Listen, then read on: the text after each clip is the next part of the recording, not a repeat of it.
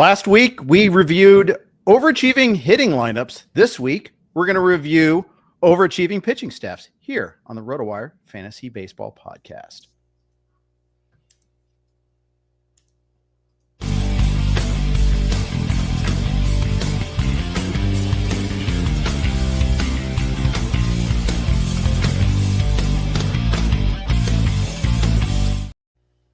Hey, everybody. Welcome to the RotoWire Fantasy Baseball Podcast. Jeff Erickson here with Fred Zinkie. And last week, we teased this. We talked about overachieving hitting lineups. This week, we're going to talk about overachieving pitching staffs and maybe fade these ones a little bit there.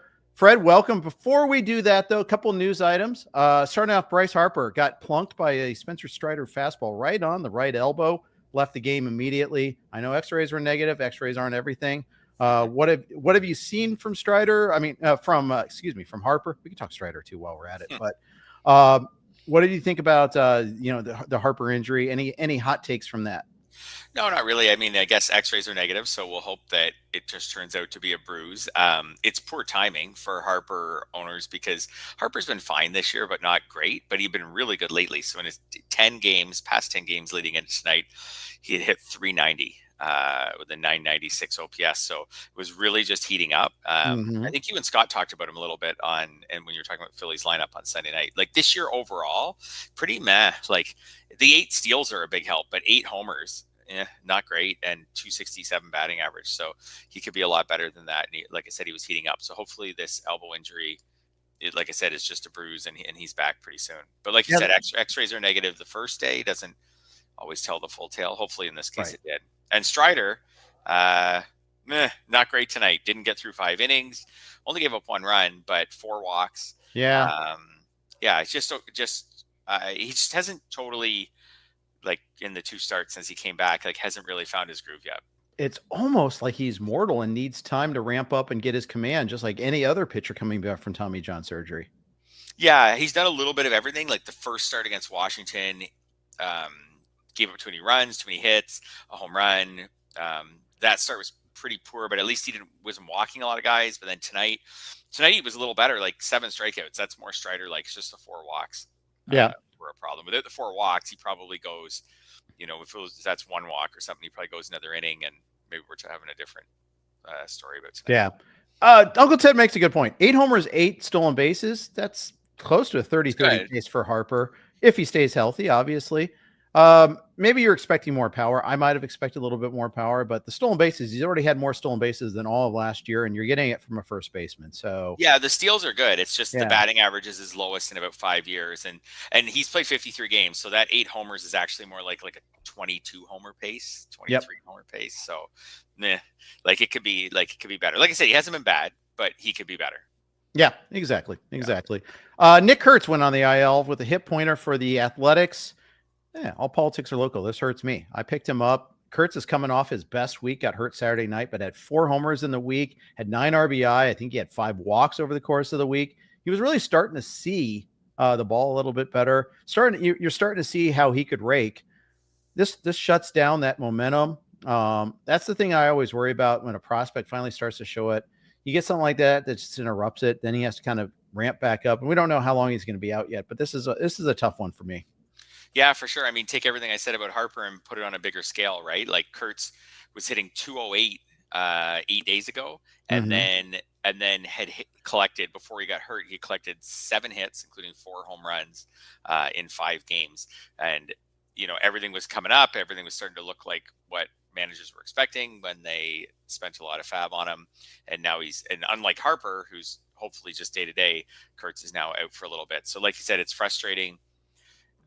It's frustrating to see him, get hurt as soon as he started to heat up. I guess the fact that he was heating up maybe is a sign that he's worth holding on to, and hopefully he's only out a couple weeks, and then maybe he can get back on track. Like you said, I understand the pessimistic view. Like he was struggling. You hate to see him, maybe he'll just go back to struggling when he comes back after a bit of a layoff, but we'll see. Maybe he can come back and hit the ground running. Yeah, maybe so.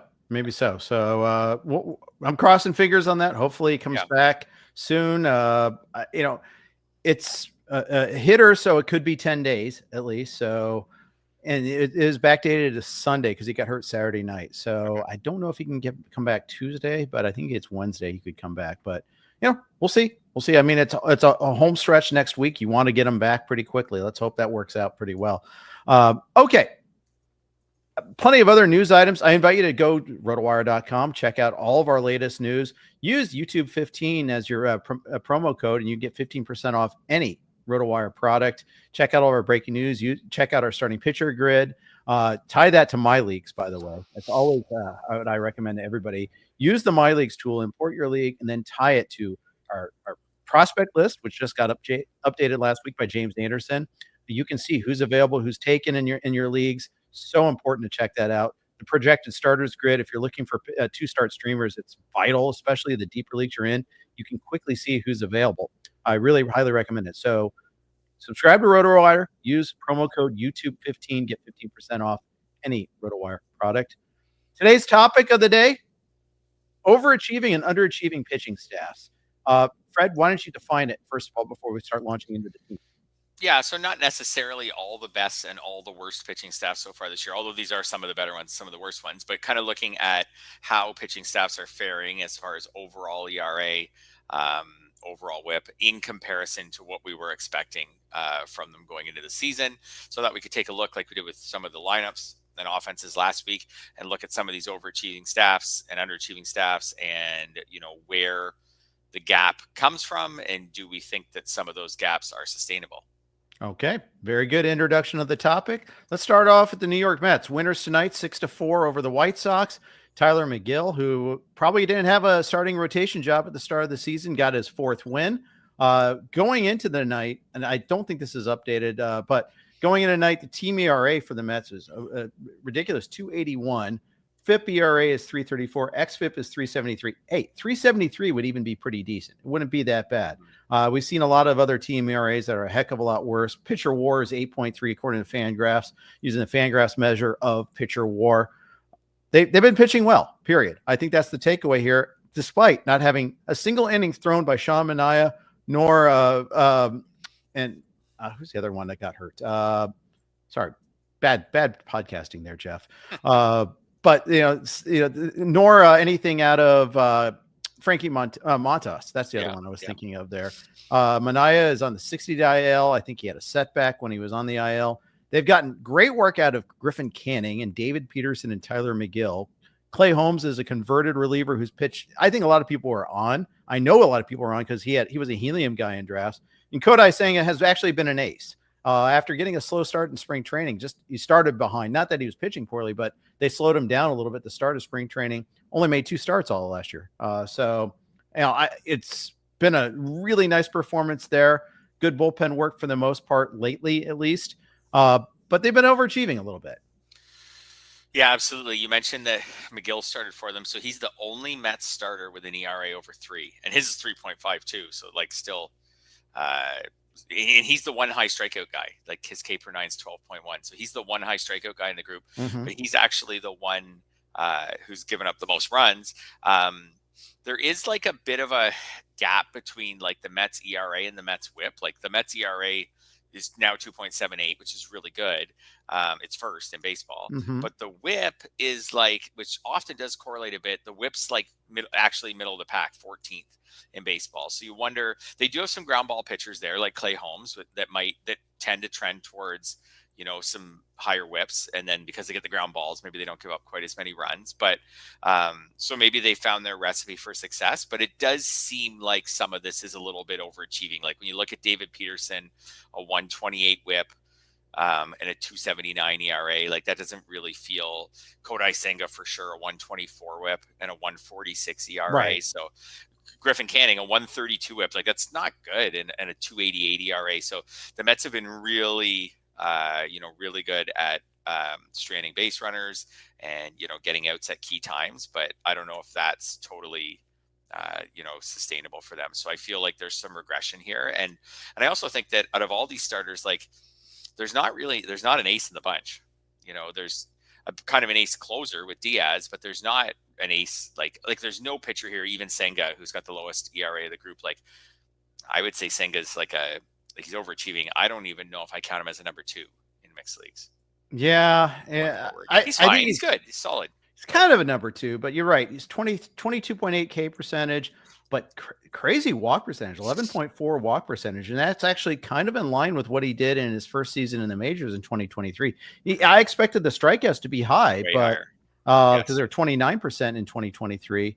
Trying to look, because I thought he had a decent K percentage early, 5Ks each of the last 2 starts. So, yeah, you're right. He's never really been a high K guy. So I'm kind of wondering, what is he doing right other than just, well, I can tell you what he's doing right. He's not allowing home runs. His home run to fly ball percentage is 3.2%. Yep. That is unsustainable. Not sustainable. Left on base percentage is like 86%. That's about 10% too high, maybe 8% too high. Yeah. So there's going to be some regression. He does induce a good amount of ground balls. He did that in 2023 as well. 44.6 this year, 44.7 in 2023. Needs to miss some bats. And it's not like the Mets have this like vacuum defense either. Like Vientos is no great shakes at third. They've been using a number of different players at second base. Lindor's great. Nothing against Lindor. Yep. I just don't view this as like, oh, this is an elite defense either. No, I think there's just a lot of sell high candidates here. And I don't think we'll say that about all of the teams that we're going to talk about tonight. But most of these Mets pitchers, like their ERA estimators are about a run higher than their actual ERA. And, you know, like you said, the strand rates are high for most of them. So they've just kind of good timing. I'd say most of these guys are, well, they're sell high candidates in the sense of like, if you can sell high on them. Like, I don't know if you can sell that high on Griffin Canning, for example. Like, no, like maybe you can get someone to buy into Clay Holmes, like converted reliever. Like I might buy into Clay Holmes. Yes. Yeah. Maybe you can get someone to buy into Senga just because the ERA is so low. And he has a 200 strikeout season, at least on his resume. But anyways, I think there's some sell high guys here. I wouldn't be looking to trade for these Mets pitchers. Yeah. And they've got potential. So far, they got help coming along the way, but I don't know if it's this year or not. Brandon Sproat has been mentioned in the past, got off to a slow start in AAA, but he's been bouncing. You know, he's still not great.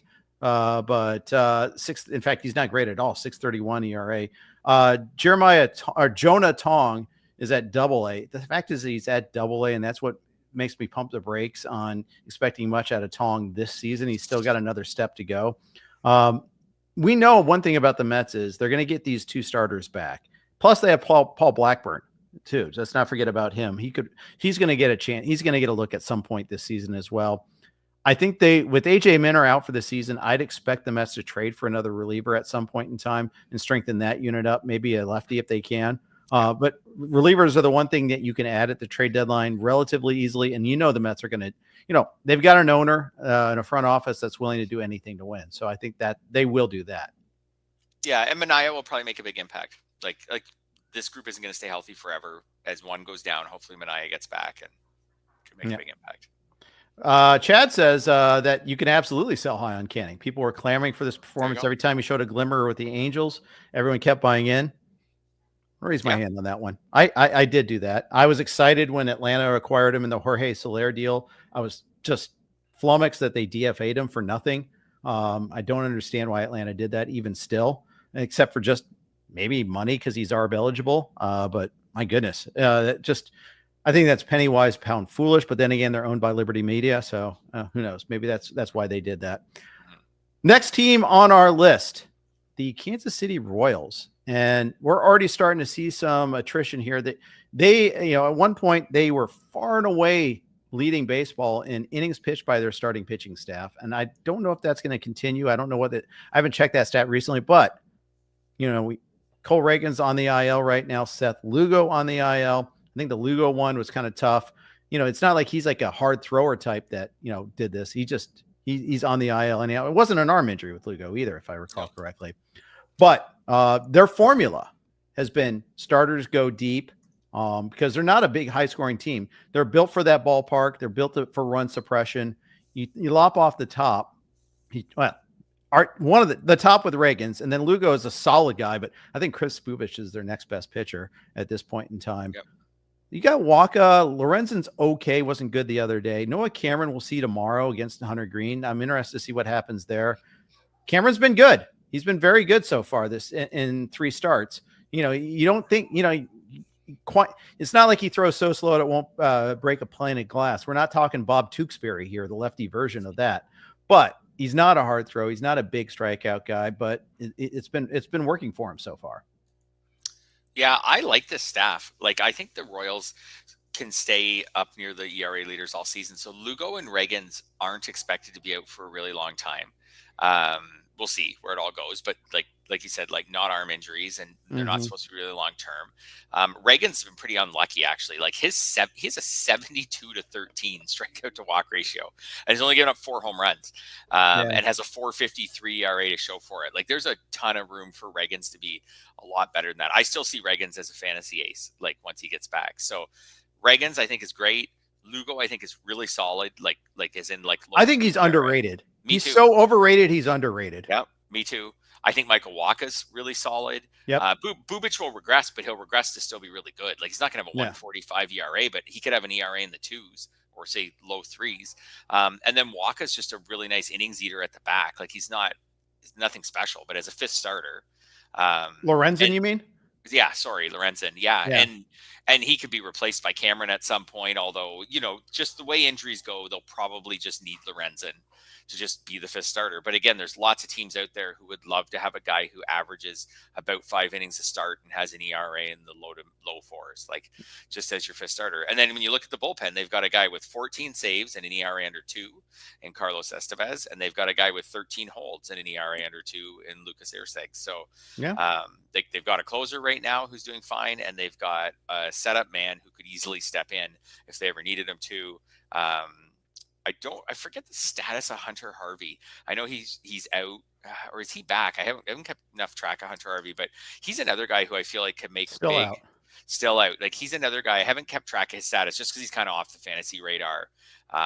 He's not throwing off the mound yet. He's so, still dealing with some soreness in his shoulder too. If they could get him back, he's not anywhere close. No, but if they could get him back in the summer, like that would be a really nice setup tandem with Erceg. So one thing that's nice for the Royals is while there's 2 starters are out, first of all, they're getting great work out of Cameron. They're seeing that he's good. But Daniel Lynch, who opened today, is getting a little more stretched out, which is going to be handy because he's a bridge guy. I don't think he's good enough to displace any of the guys in the starting rotation. I don't even think he's better than Cameron, but getting him to be able to throw 3-4 innings at a time could be insanely valuable. Even if it's just a couple innings. I don't think he's got fantasy use for us, but I think it's good for the Royals. Absolutely. So like I said, I think Reagans is a buy low. I think some of these guys like Wacha and Lugo are underrated. I wouldn't sell high on Bubic unless I got a ton for him. If I got a ton for him, but I probably wouldn't sell. Like I'm not looking necessarily so high on him. I guess like if you're worried about innings a little bit, but I don't know. Unless I got a lot for him, I think I'd be fine with keeping him. Anyways, I like this staff. I think it's a really good one. Yeah, not too much help coming up on the farm. I think they're most likely to get help from within, like from their injured guys, like Harvey, like you mentioned, or Kyle Wright or Alec Marsh. Alec Marsh could eat innings for them if they had to. Yeah, I don't think they have too many high end prospects, but I also don't think they're going to be buyers at the trade deadline. Not anything significant, at least. Right. Their offense is really starting to teeter. I think that, and I think that could be an issue for them going forward. But we're talking about overachieving pitching staffs, not underachieving hitters. So we'll move on. Talk about the next team on our list, the Detroit Tigers. Fred, we spent a lot of time on their lineup and how they overachieved expectations. And when we say overachieved, this doesn't mean like they're lucky necessarily. We might doubt some of them, but not all of them necessarily. The Tigers, team ERA was 3.29 going into tonight.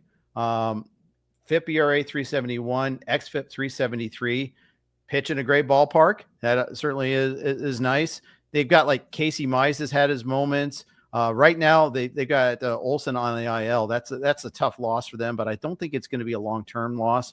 I need Reese. I hope, maybe I'm wish casting. I'm manifesting that into existence because I have Reese Olsen and AL Tout Wars. Desperately need him to come back sometime soon. Skubal is Skubal. We know how amazing he is. Flaherty had won tonight, beat the Giants, shut them down. I'm not a big fan of Job or Montero, but yeah, let's talk about this staff. It's a little bit of a topsy-turvy staff, in my opinion, other than Skubal. Like, obviously, Skubal's best pitcher in baseball right now, like on his own level. So sure, that's going to help a lot, having the best pitcher in baseball. But beyond that, Job has been a little bit disappointing. Like 142 WHIP, 35 to 24 strikeout to walk. Like, he's been disappointing, but not terrible. Like, he's still got a 4.06 ERA. He's taken his turns, throwing 5 innings. And Flaherty's been a little bit disappointing. He finally pushed his ERA under 4, but he's been a little bit disappointing. Mize has overachieved. And I think has been pretty fortunate when you go and look at his underlying stats. Like, he's not striking a ton of batters out. So there's probably I think this is a staff that's sustainable because Mize probably regresses a bit. But Flaherty probably, we probably haven't seen his best stretch of the season. I think Reese Olson's solid. And then to me, the big story with the Tigers is that this kind of no role bullpen, kind of no big names bullpen has been way better than expected. So you got Brant Herter, Will Vest, and Tommy Kahnle, all with plenty of innings and ERAs under 2. Right. And all of them have, good strikeout to walk ratios. They've all got saves. They've all got wins. So actually Kahnle doesn't have any wins. He's got 6 saves. Vest has been just remarkable, 4 wins and 7 saves so far. So they've got these pitchers who, like I say, were not expected to be, super successful, who have been so far. So that's been the big key for them. So I think there's enough pieces here. And then Skubal's just so dominant, and that saves their bullpen a lot too. I think there's enough pieces here that if the Tigers want to maybe invest on making the bullpen a little deeper at the deadline, which, like you said, is a pretty common thing for teams to do, I think there's a lot of sustainability here. And maybe Job gets a little better as the season goes on and everything. And maybe that offsets if someone like Mize, regresses a bit. But I think there's a lot of sustainability here. Yeah. And not only that, like you talked about the willingness to make a deal. They signed Gleyber Torres this offseason. They tried to get Alex Bregman. Remember, they actually, I think, had a higher offer value than the Red Sox did. Certainly a better offer than the Cubs had. So it demonstrates to me a willingness to go after it. And they re-signed Jack Flaherty. They could have said, hey, we profited off of him. We'll move on. No, they wanted to bring him back. So this was a team that's in it to win it. And I think that they will be active at the trade deadline to address whatever they need.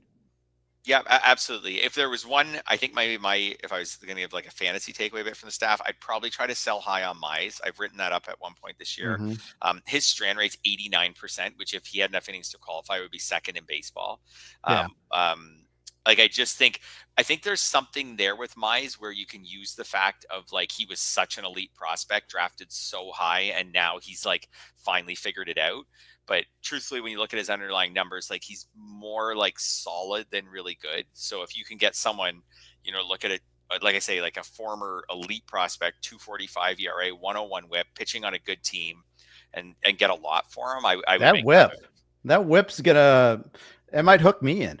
I'm not gonna lie. I might say that yes, I know his walk strand rate's rate is super through the low. roof, So but like his walk rate's really low. So good for him on that. Yeah. But 238 BABIP, like that whip's going up at some point. Like he's probably not keeping the 238 BABIP, and then the 89% strand rate's definitely not. Well, no, the BABIP is connected to that strand rate. Totally. Yeah, Totally. So for sure. So yeah. Anyways, I like the staff. I do like the cut down on walks. He's never been a big walker, actually. No, he hasn't. No. He did raise his strikeout percentage. My God, it was so low earlier in 2021 and last year even. Gains, but not these gains. Comment about Jackson Jobe from Chad. Wonder if they acquire a starter and transition Joe back to the pen for a late. I like that idea so much. Yeah, because we know Jobe has some interesting stuff. Live arm, as we like to say. Not a really great idea of where everything is going. 12.3 walk percentage. Maybe if he can go pedal to the metal in the bullpen, that walk rate will trickle down a little bit. I don't think they want him pitching the ninth, though, because of that walk rate. I also think that Will Vest is doing the job. I think they finally have settled on Vest as the closer. Every once in a while, there'll be someone else that picks one up, but Vest got another one today. That's 2 days in a row. They got the save. He's actually, sneakily been pretty darn good. Yeah, and if Jobe could go into the bullpen though, it's just as a 2-inning reliever, later in the season, I think that'd be useful, really valuable to them for sure. Well, as Ted pointed out, Sawyer Gibson Long is rehabbing. Maybe he could factor in at some point in time. It just gives them another live arm. It gives them some options there. Yeah. And I like that mentality that, hey, let's just add to the talent on the team. And we've kind of forgotten about Gibson Long, and for good reason. I mean, he's been hurt for a long time, so I get it there. All right, next team on our list, the San Francisco Giants lost to the Tigers tonight. Webb got 10 strikeouts in the loss, didn't pitch poorly, actually, after being crushed the time before by the Royals of all teams. But this is a team that, we've talked a lot about some of their pitchers. Like, I'm a Hayden Birdsong stan, but he suffers from what a lot of young pitchers do. I speak on podcasts a lot for a living. He gets a quick hook. And had one yesterday against the Tigers. I was kind of really annoyed at this one. It was 4 1/3, 2 guys on. He has like about 80 pitches. It's 1-1 game. They pulled him, and of course the reliever allowed both inherited runners to score. Just can't stand seeing that there. If he gives up the runs himself, okay, so be it. But I just let him work out of these jams. And yes, I am selfishly fantasy interested. I'll rapidly admit that I also think there's a baseball used to letting players work through their struggles, work through their jams. Yeah, I mean, he did throw 88 pitches in that. It was 88. I'm sorry, which is his highest of the season. So I guess I could see the rationale maybe for taking him out. Fair. So the previous. Aren't you with 80. Your logic? Yeah, the previous start was 80, and the most he had thrown as a reliever was the start before, or the appearance before that, 65. But you know what? Birdsong, 2 starts, 2 walks. That's all I need to see. If he's not walking batters, he should be fine, because we know he'll get his strikeouts. Home runs have not usually been a big problem for him. So if he's not walking batters, then I'm all systems go. So far, so good with him. And the ability to bring him into the rotation when Jordan Hicks wasn't working out. And a lot of the numbers pointed to just that Hicks was really unlucky, but whatever. They had run out of patience with him. I get it. He's back in the bullpen where he's been most of his career. I think this again is a sustainable staff. Like, Logan Webb looks great this year. Like, the strikeout rate is way up, and that's made a big difference for someone who already gets all the ground balls. Robbie Ray's been everything that you want. Like, he walks too many batters. That's what Robbie Ray's always done, but he gets a ton of strikeouts and he keeps the ratios down that way. Justin Verlander's eating innings. I know he's on the IL, but he's been eating innings for them. You knew a Justin Verlander IL stint or 2 are going to happen at his age during the season, but overall, he's already given them 10 starts. Landon Roop is starting to come around. Like, his ERA is starting to slowly trickle down, and he's someone who earlier in the year, like when you looked at the advanced stats, he really profiled as someone who was much better than his early season ERA and WHIP looked like. So, and if you look at his ERA estimators now, like his 3.63 ERA is pretty much in line with them. So the estimators, so like, I don't know. I liked Landon Roop. I don't have a lot of shares, but I think he can still. I think he probably can still be even a little bit better than this. So, and my concerns with the Giants is probably a little more in the bullpen. Although Ryan Walker's starting to settle in again. Like, he's got saves in his last 3 appearances. Still has poor ratios on the year, but we know how this goes for relievers. If you have some bad outings early, it takes a really long time to work those down. Camilo Duvall's gotten back to normal. The bullpen, I think, could probably use another arm. Like, Tyler Rogers is super valuable for them, but the bullpen could probably use another arm. But we've said that about pretty much every team we've talked about so far, including the Arizona Diamondbacks, who got 7 strong from Corbin Burns tonight, 2 runs allowed. They're still in the top of the 8th inning. Burns didn't come out for the 8th, so none of this is on him. The score is now currently Pittsburgh 9, Arizona 6. Wow. They've given up 7 runs this inning. The latest to Brian Reynolds, 3-run homer. I hope you don't have Kevin Ginkel anywhere. His ERA is up to 12.60 now. If you guessed Ginkel over Miller, tough break. I have lots of Corbin Burns, so that's annoying that I'm not going to get that win. But by the way, I've been selling Corbin Burns, but I'm buying now. Because Jeff Zimmerman found a good note in Mining the News. He does a really great job over at Fangraphs. We love Jeff Zimmerman, but Burns found his cutter. Like, he refined his cutter, and it's back to being that good cutter again. And this is 4 good starts in a row ever since Burns had that 1 turn skipped with the shoulder issue. Yeah, for sure. So I'm starting to feel pretty good about him. Like I said, like, not getting the win tonight's really frustrating, but the strikeouts are coming back, and he's been stingy all season. So still feeling good. Anyways. The Texas Rangers are next on our list. Underachieving lineup. We kind of alluded to it last week. Really, sadly, underachieving lineup there, but the pitching staff has been excellent so far. And they got another good performance, albeit against your Jays tonight, 2-0 win, even with Nate Eovaldi leaving early in this one.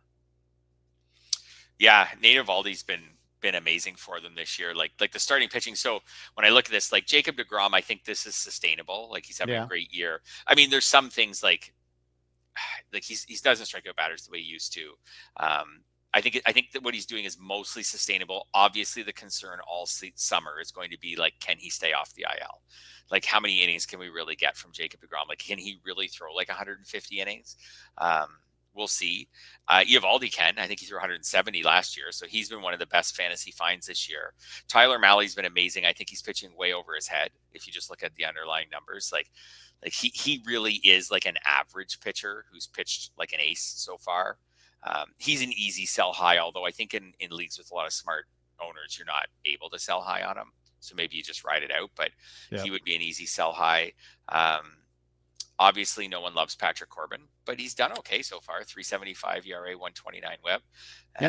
And Jack Leiter's like, he's slowly bringing his ratios back down, although like we're far from out of the woods with him so far. So I think this is a team. This one has me a little more worried, more like the Mets, where between like I don't worry about Eovaldi. He could get hurt, but so could all of them. Triceps issue, by the way, with Eovaldi tonight.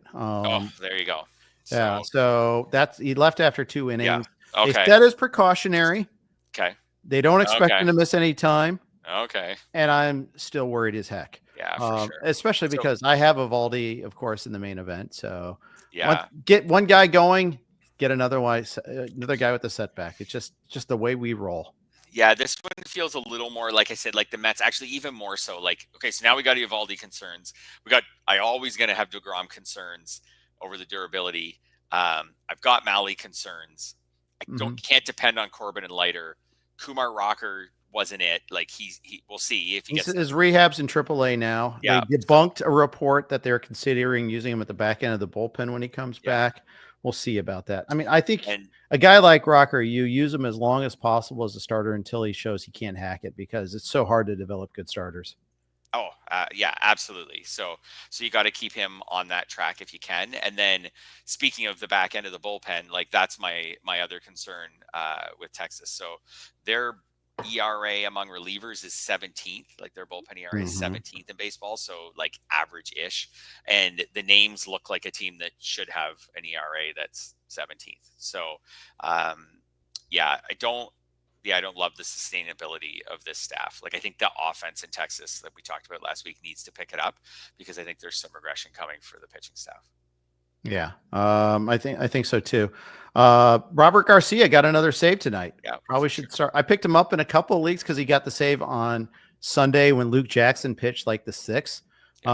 At the very least, we got to think of Garcia as Mr. Right now. I don't know what happens when Martin comes back. They may just be comfortable with like every other team has in Martin's career of using him as a setup guy. But we'll address that when he does come back. For now, Garcia is Mr. Right now, even though he's a lefty. For sure. Now that Luke Jackson didn't turn out, I actually think it's just a full committee now. Like Jacob Webb has a save, Garcia has 3, Sean Armstrong has 2. Martin has 1. Like I think it's just a bit of a committee for now, and it's not as good of a committee as like you said. The Tigers may be settling on Will Vest, but like they could make a better committee, or at least guys who are pitching better than the Rangers. So yeah, there you go. My last of the teams that overachievers we're going to talk about, and I didn't like them. All right, there you go. We, as always, are brought to you by the Blue Wire Network. Here are their ads. All right. Thank you for your indulgence. Thanks to Blue Wire. Always happy to be on their network. Let's talk about the underachievers, Fred. Again, these are teams that we expected better from. Maybe not great from, but certainly expected better. And clearly worst on this list has to be the Baltimore Orioles. This pitching staff is just a disaster. And Tomoyoki Sagano is out pitching all of his ERA estimators. Oh my God, yes. By a massive amount. Like he would be an easy sell high, but again, I think in a smart league, nobody's taking a guy with 35 strikeouts and giving you much for him. but anyways, he's like I said, like an easy sell high. He's probably going to regress. Dean Kramer's like slowly kind of bringing his ratios back down. He'll probably end up pretty Dean Kramer like a 450, 430 ERA. But Charlie Morton, I know he just got a win, but he mostly looks done. Cade Povich doesn't seem ready yet. Zach Eflin's back. He'll probably end up being okay, but so far he's been bad, like 4.9 K per nine in his 6 starts this year. He finally had his no more than 3 earned run streak broken. It was a pretty long streak. It predated his trade to the Orioles last year. So that just shows how effective he had been until he got hurt. And I just don't think he's the same pitcher anymore. Yeah. I mean, this is a team that, and I know you like to rail on some teams that don't spend and stuff. I think this is an ultimate team that got what they paid for. Yeah. Like they were on the cusp of being a really special team, and they didn't bring Burns back, and they didn't replace him with anyone good. I know they lost Grayson Rodriguez, but you're going to lose pitchers. That just is what it is. You can put Grayson Rodriguez in this pitching staff, and it still stinks. So, Felix Bautista's been like meh. Like, he doesn't seem like the same guy so far. Strikeout rate's fine for a reliever. It's not what it used to be for him. He's walking a little bit too many batters. So, like, he's fine. He's not the reason they're not, he's not the reason they're struggling. But you even look in the bullpen, like, there's just not, there's no one on the Orioles who's thrown 7 innings and has an ERA under 3. Like, most teams have some relievers who still have an ERA in the 1s or the 2s. Like, Brian Baker went to 3 today by giving up 3 earned runs in 2/3 of an inning, picking up the loss. So good timing there, Brian Baker. Yeah. Helped illustrate my point. Thank you, yes. Brian Baker. He's a giver. He's actually been really good, but he's not going to make enough of a difference. But this staff I've given up on the Orioles. Like, this staff honestly is hopeless. They're 19 and 35. I mean, they're just. It's over. It's honestly over. They're not coming back. Not with this pitching staff. No more Bushwood. Maybe Eflin pitches is a little better, but he's not Tarek Skubal. Like, he's not going to carry them. Morton's not coming back strong. He's just going to eat innings. Like, Povich, like I said, doesn't seem ready yet. Kramer, we know what he is. This team stinks. This pitching staff stinks, and the offense could get better, but they're not going to be good enough to come back. So they tried Kyle Gibson.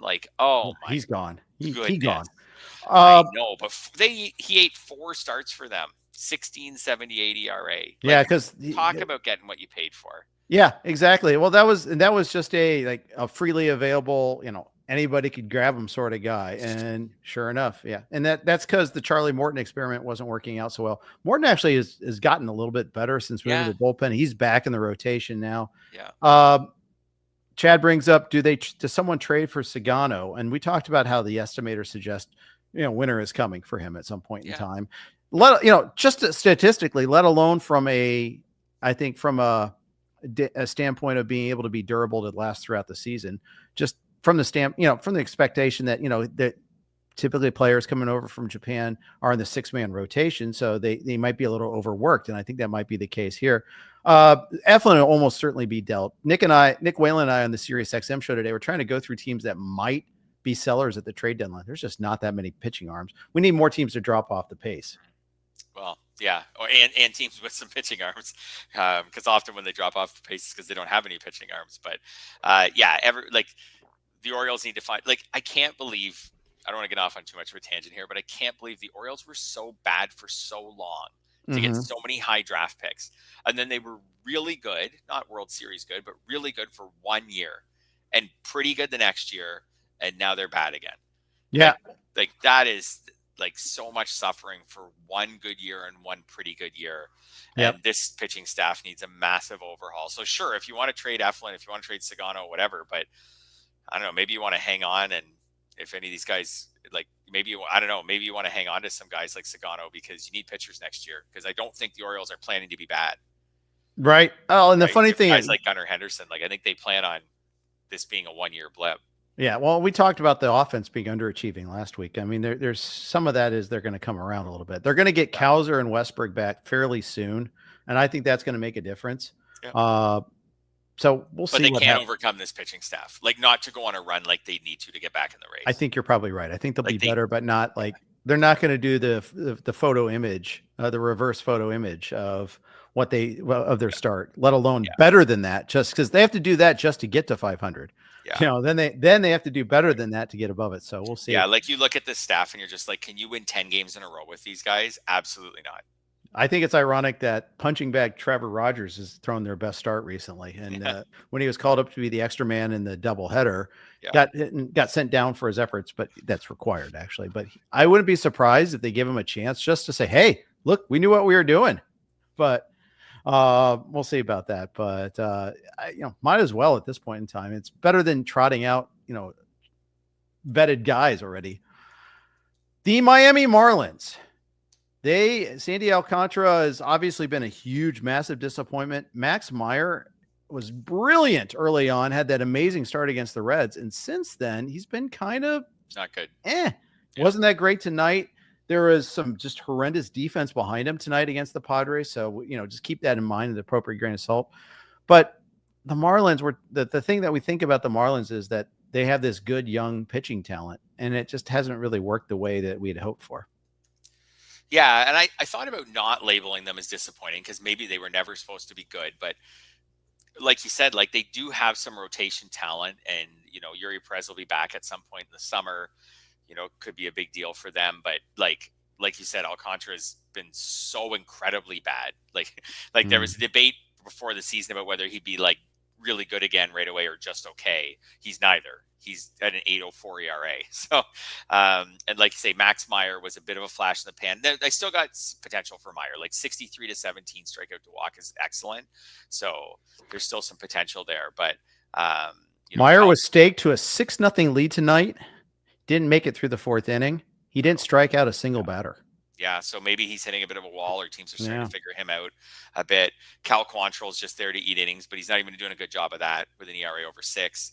Edward Cabrera, I mentioned last week that I just don't think he's that good. Although I guess his numbers are a little better than I thought. No, they're not. He's just not good. I don't think he was good last time out. He was good last time out, and he's always. You want to know why he was good last time out, Fred? Why? It's because I cut him on the previous Sunday. There you go. And I just gave up. In fact, he had 2 reasonable starts. The game against the Cubs wasn't horrendous. 7 Ks, 1 walk over 5 innings. Cubs are a tough team. Gave up 3 runs on that one there. 10 strikeouts against the Angels. I think that might be an Angels thing though. But I've just given up on Cabrera. Just the whip, the walks, it's just too high. I can't. I can't anymore. So I'm not buying in. I'd have to see a lot. I mean, one of the things when you follow baseball closely is all bad starters still have some good starts. Like even starters with 5 ERAs still have a few starts of like 6 innings, 1 run. Like a few, but they just have some bad ones. Actually, I've buried the lead on this whole thing. Ryan Weathers looks great since he came back. 3 starts, 1.15 ERA, 2 starts against the Cubs out of those 3. So highest scoring team in baseball, held them to 1 run both times.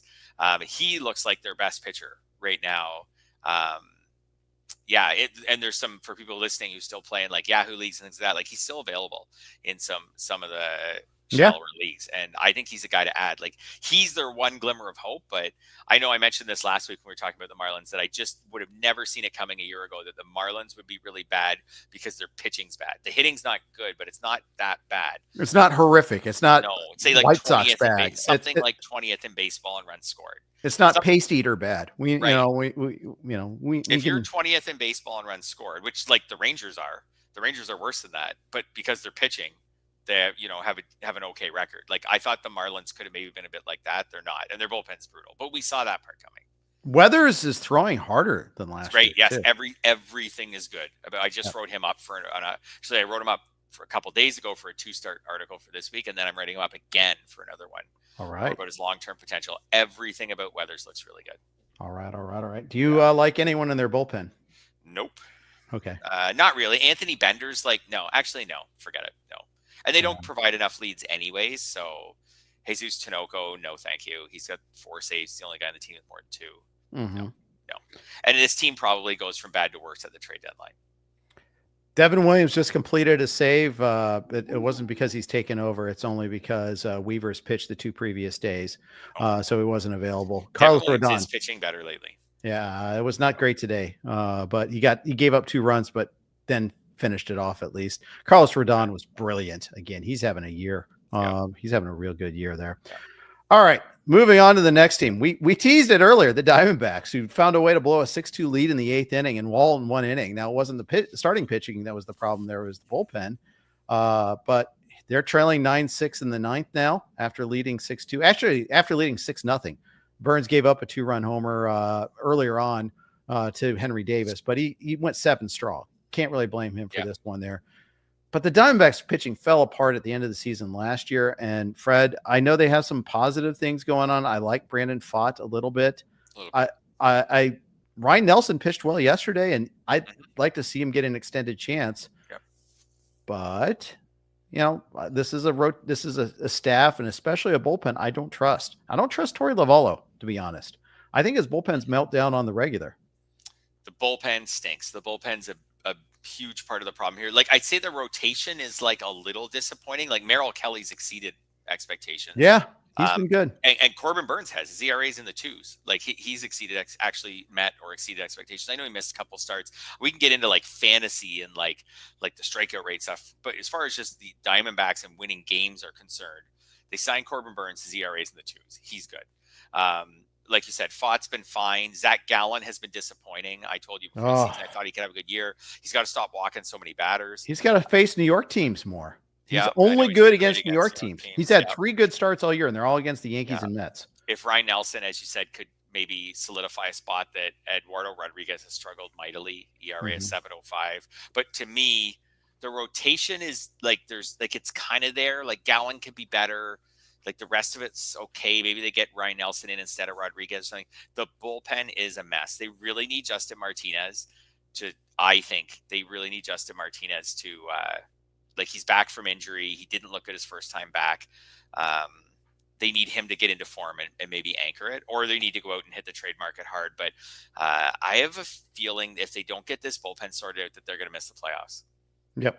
Despite having a really good offense and some good starting pitching. So this bullpen could kill them.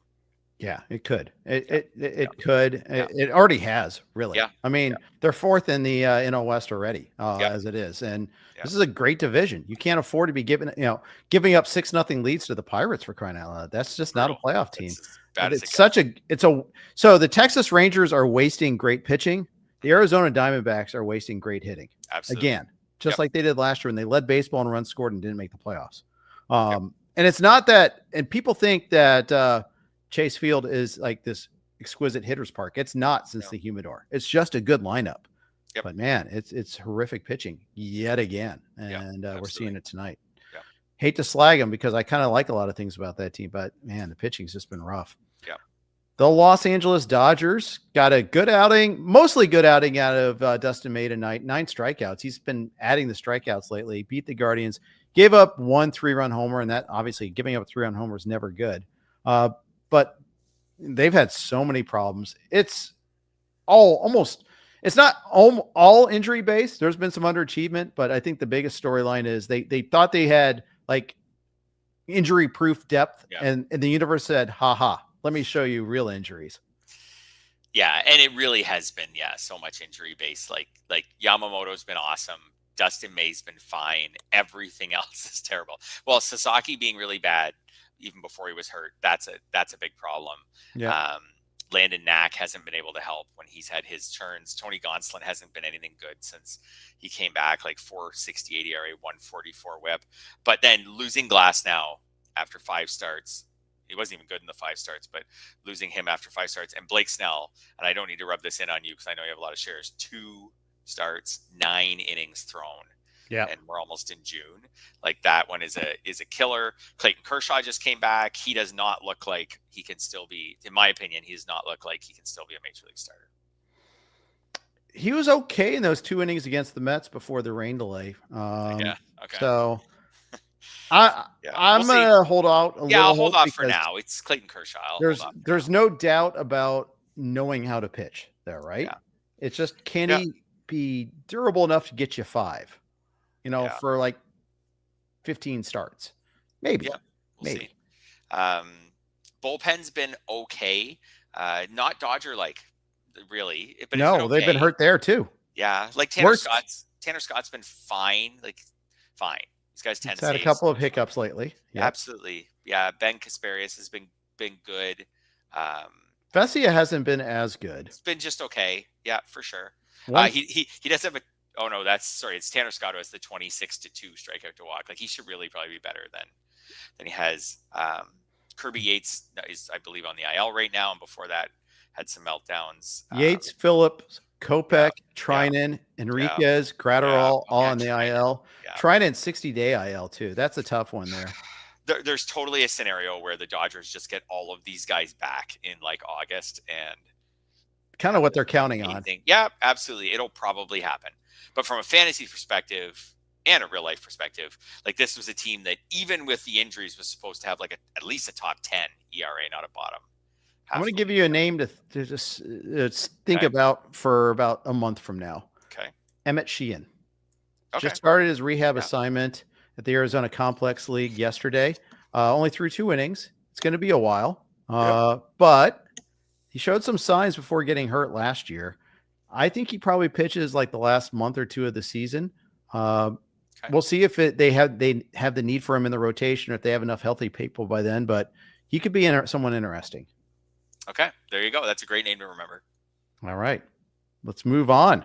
Last team on our list. Fred, are we going to make it in less than an hour? We might. We've on the East Coast we've rolled over the days, so maybe we'll make it less than an hour. It's officially true. Wednesday on the East Coast. Yeah, is the unthinkable is now probable. Yes. The Milwaukee Brewers, underachieving and very annoying. Just sent down Logan Henderson. Oh. Explain this to me like I'm 5. Why did they send down Logan Henderson? I have Logan Henderson on every single one of my NFBC teams. All of them. So, and I have him in my lineup this week because they sent him down. They did send him down, I think, before their first pitch, but like some of us have jobs, like kids and stuff. Like I checked my lineups in the afternoon. He was not sent down at the time I checked my lineup. How is this not service time manipulation? Well, they have the perfect, like they have all these guys coming back, right? Like Quintana's supposed to be back any day now. He didn't throw it. I saw all the rationales. Like he didn't throw a ton of innings last year, so maybe they can slow his innings down. I still didn't see it. It's like Savali's back. Like I still didn't really see it coming. Like Logan Henderson. I wrote him up for an article later this week. As far as like picking him up and stashing him in leagues where he's going to get dropped. Like he's their best pitcher. He's their best. Peralta's their best, but I think I don't actually think Peralta is their best. I wrote him up for an article recently too, and like when you get under the hood on Peralta, his strikeout rate right now is the lowest of his career, and the walk rate's no better, and the quality of contact's no better. Like he's just got some lucky BABIP, some lucky strand rate. Like he's really actually his skills still look like a high 3s ERA guy that he's been the last few years. I just think that you have a body of work versus 4 starts from Henderson, of which they were against the Athletics in Milwaukee, at Cleveland, home against Baltimore, so not in Camden Yards, at Pittsburgh. 5 innings apiece for most of these. And I think maybe there's the argument that he has so few accumulated innings in his career. I might be able to buy that, but why waste those innings in AAA?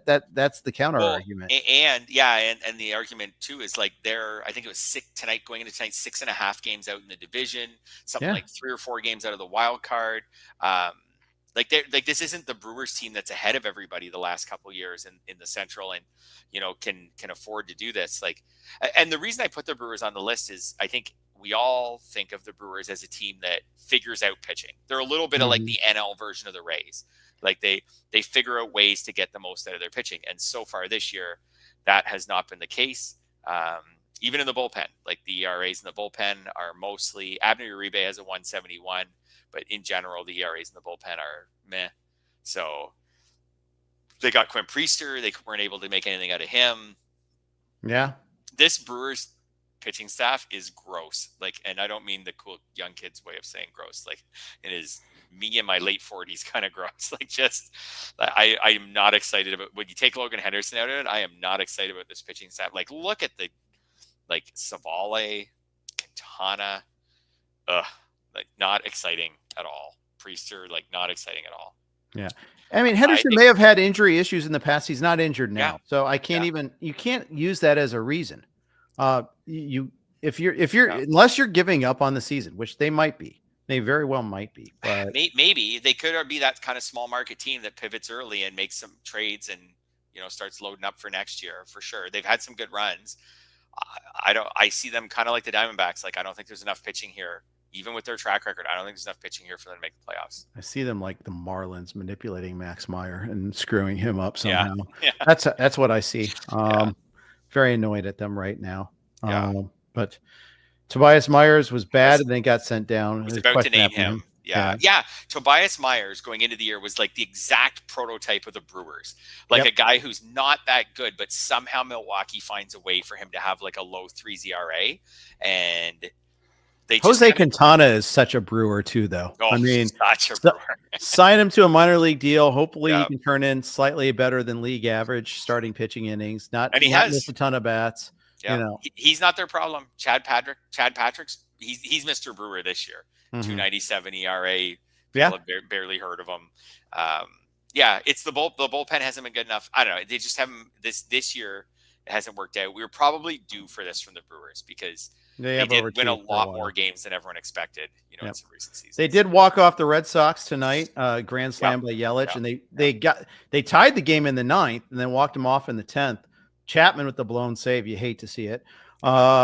Never feel bad about that guy. Yeah. Liam Hendricks unfortunately gave up the granny, and I do hate to see that because I like Liam Hendricks, but it's not working.